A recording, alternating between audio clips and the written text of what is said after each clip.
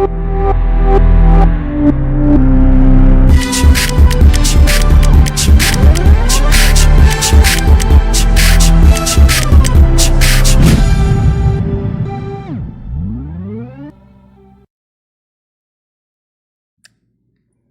us talk about the life cycle of gymnosperms. In this figure we have a pine tree.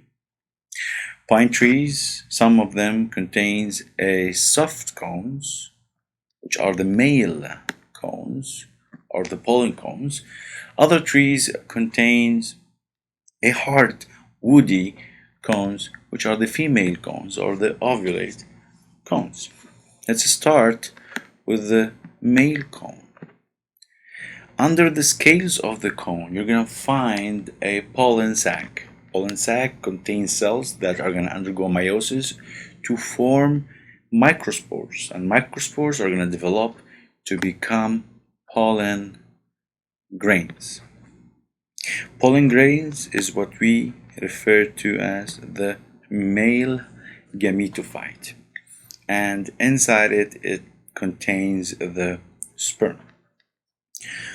And obviously the male gametophyte is going to travel through wind once the cone is mature.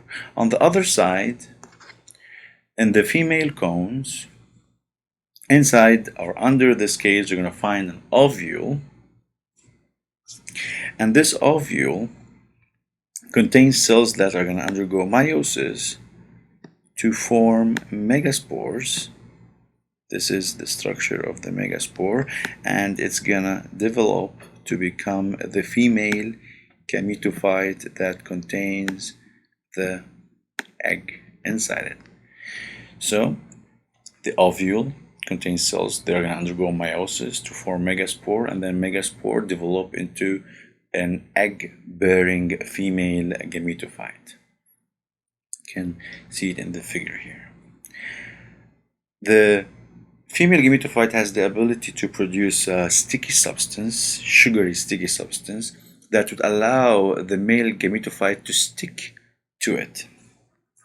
Once the male gametophyte stick to the female gametophyte, a pollen tube forms, and then the sperm enters through the pollen tube to reach the egg, and then fertilization happen.